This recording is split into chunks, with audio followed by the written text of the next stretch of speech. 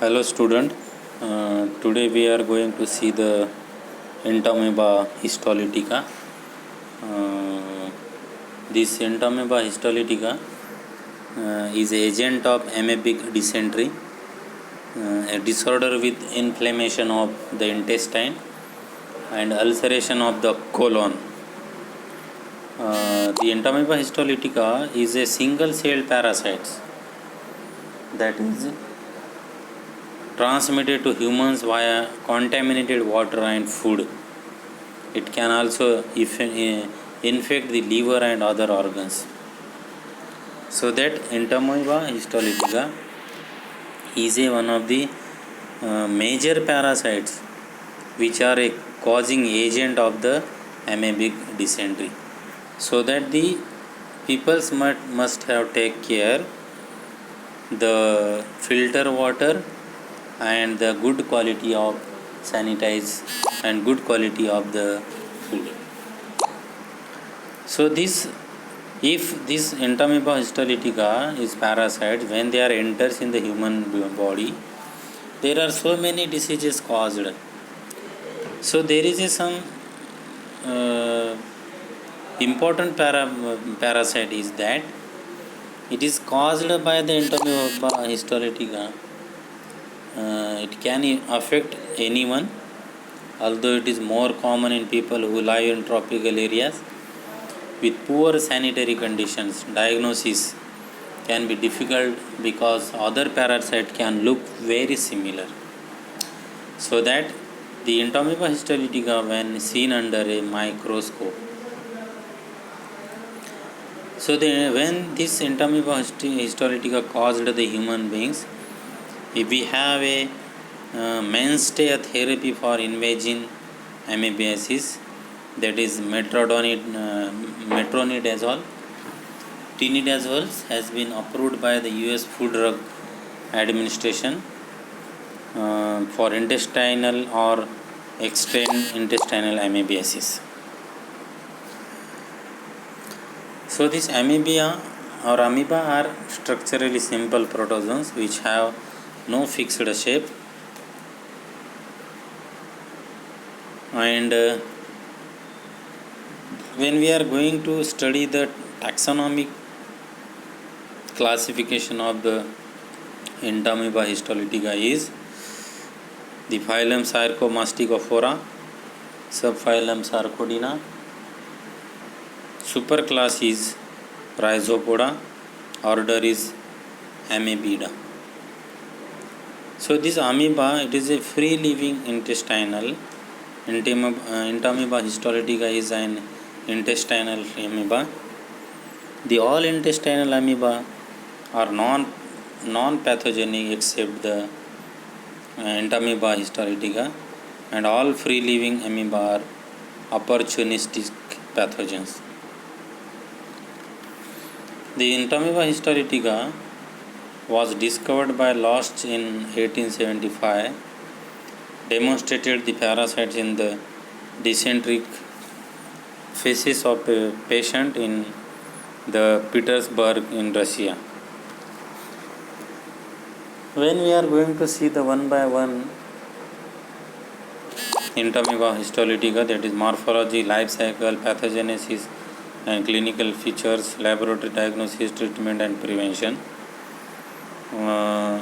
The Entamoeba histolytica occurs in three forms, that is trophozoite, then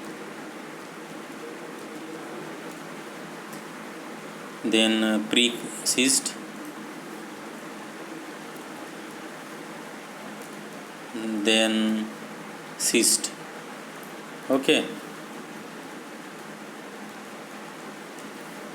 So this trophozoites means it is a growing stage in the life cycle of some protozoan parasites when they are absorbing the nutrients from the host. Okay. And pre-cyst means it is differentiated phases in many protozoan that lays down the resting cyst and is characterized by the structural simplification and modified metabolic activities involving the increase of storage products and the termination of acting feeding. And what is the cyst? Cyst is a sac-like pocket of membranes or membranous tissue that contains fluid, air, and other substances. And this cyst can grow almost everywhere in your body or under your skin. There are many type of cysts.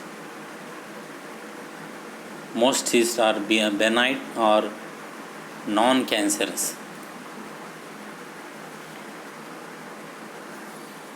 The trophocyte, it is one of the vegetative growing stage of the parasites, only form present in tissue of the human beings or the animals.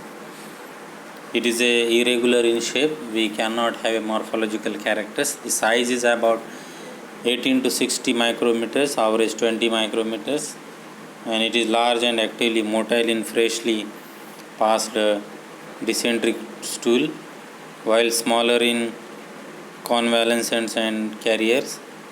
And the lumen commensal and small in size, 15 to 20 micrometers in minute form. Then you can see this structure of the Entoma histolytica. They having a ectoplasm, endoplasm, ingested erythrocytes, pseudopodium, nucleus, etc. So you can see the cytoplasm. It is outer ectoplasm, clear, transparent, refractile. Inner endoplasm, finely granular. The ground glass appearance with nucleus, food vacuoles, erythrocytes, leukocytes, occasionally the tissue debris.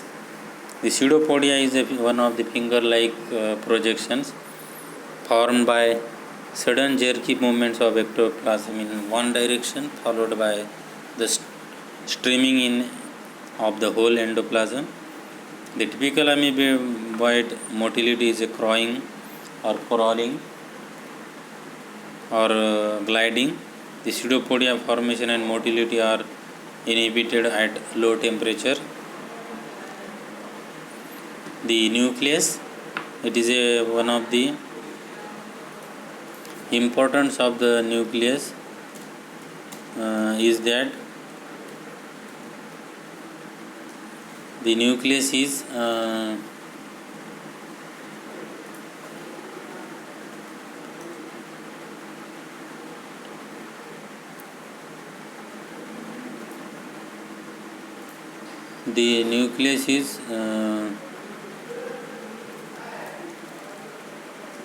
is important for their special characters because it is one of the chromatin nuclear membrane and small centrally morphological features of trophocytes. And this nuclear membrane is lined by a rim of chromatin distribution evenly as small granules.